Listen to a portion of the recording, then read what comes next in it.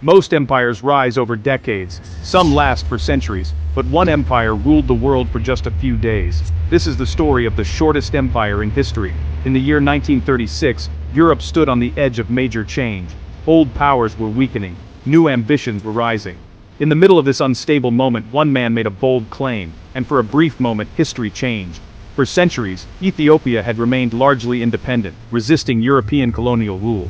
Italy, under the leadership of Benito Mussolini, sought to expand its influence and rebuild a modern empire. After years of tension, Italy invaded Ethiopia in 1935, using modern weapons against a largely under-equipped army. Despite fierce resistance, Ethiopian forces were eventually overwhelmed. On May 9, 1936, Mussolini stood before a massive crowd in Rome. He announced that Italy had conquered Ethiopia. That same day, he declared the birth of a new empire, the Italian Empire. King Victor Emmanuel III was proclaimed Emperor of Ethiopia.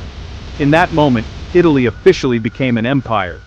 The Italian Empire existed, in its true imperial form, for less than 10 years. But the claim to full control over Ethiopia was even shorter. Resistance never stopped. Much of the territory remained unstable. Control was fragile. By 1941, during World War II, Allied forces defeated Italian troops in East Africa. The empire collapsed. What had been announced with grandeur disappeared quietly. The empire's collapse was not sudden, it was inevitable. Italy lacked sustainable control, local support, economic strength, long-term military dominance. Ethiopian resistance groups continued fighting throughout the occupation. The empire existed more on paper than in reality. The Italian Empire was built as a symbol, a declaration of power rather than a stable system. It relied on propaganda, ceremony, and ambition more than structure. When war came, the empire could not survive. This brief empire reminds us that power declared is not power secured. Control without legitimacy does not last.